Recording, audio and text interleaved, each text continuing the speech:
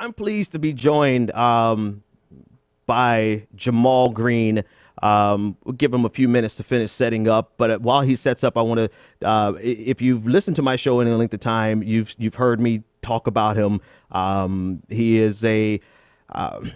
I don't want to limit him and say he's a protester. Right? He's much more than a protester, but most of us came to know Jaymal through his protest on the front lines of Chicago, protesting Rahm Emanuel, protesting the violence in Chicago, protesting the different things that are happening in his community. And one of the things I like most about him is that while he has a national profile, he focuses in on Chicago. And he puts his heart and his energy there in Chicago. And he's not a protester. And not that there's anything wrong with this, but he's not one of the protesters that show up in this city, the next city, every city. He focuses in on his city, Chi-Town. And so we're joined by him today. I think hopefully I've given him enough time. Well, actually, we'll give him a couple more seconds. Let's see. How you looking, Jaymal? Let's see. Let me get your audio on. How's it going? Thanks so much for joining me, man.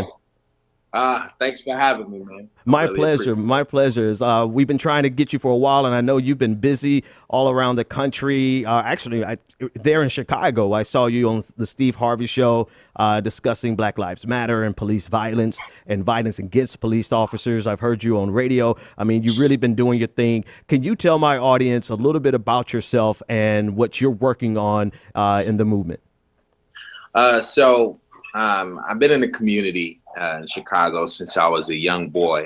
I started my own youth organization when I was 15 years old, in which I had contracts in different states, going into the school systems, talking about anti-bullying, anti-violence, and inspire them to achieve their goals.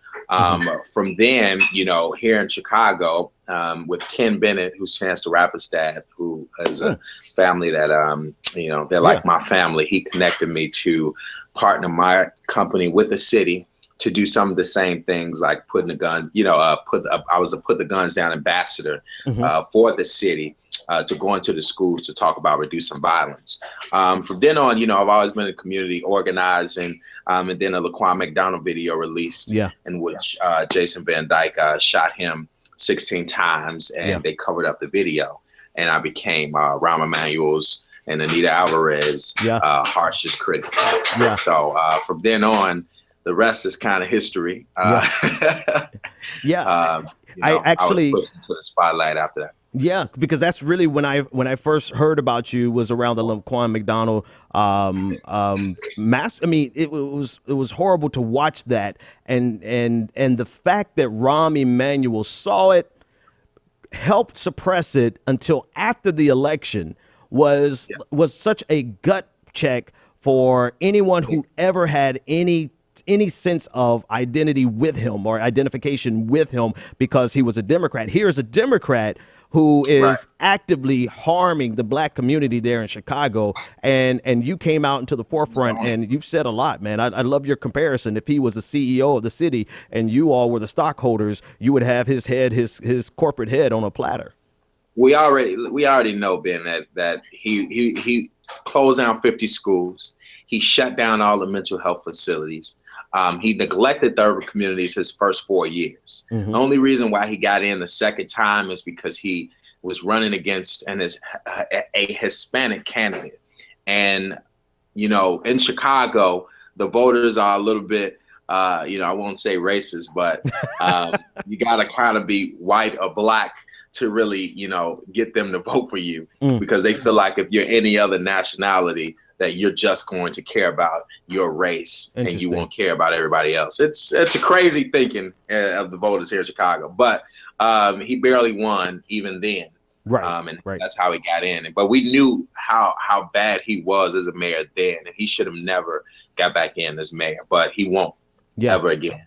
Now, Ed, do you feel like a lot of people, that if that video had come out before the election, that he would not have gotten reelected?